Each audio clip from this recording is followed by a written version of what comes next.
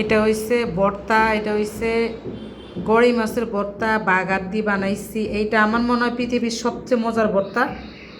ভর্তা হইছে এই ভর্তা, মানে টাকি মাছ বা গড়ি মাছ কন যে যেটাকে কন আর যে যে নামে ডাকেন, এটার থেকে মজার ভর্তা আর মনে হয় না আর আছে আর কেউ বানাইতেও পারে। এটা এত স্বাদ, এত মজার একটা ভর্তা।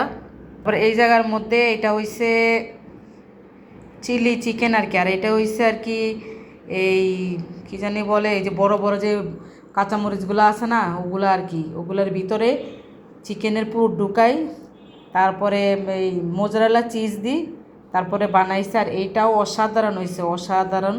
এটা অনেক ভালো লাগছে। আর এই মরিচটা কিন্তু অনেক মজা খাইতে, এই যে চিজ চিজ আছে এটার ভিতরে। আর এটাও কিন্তু অনেক স্বাদ হয়েছে আজকে ইফতারিতে। এটাই আরেকটা জিনিসও আছে, এটাও আপনার করে দেয়াই লই। আসলে এই জায়গার মধ্যে ভাজি, এটা হইছে পাতাকপি ভাজি করছি। তো আজকে খাইও মইল চিরার শরবত, কলা দি দুধ দি খাইও মইল ভাত।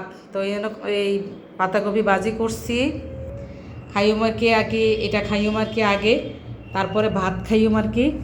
তো ভাতের লাই তো মনে করেন বেকেনটা রেডি করে লইছি।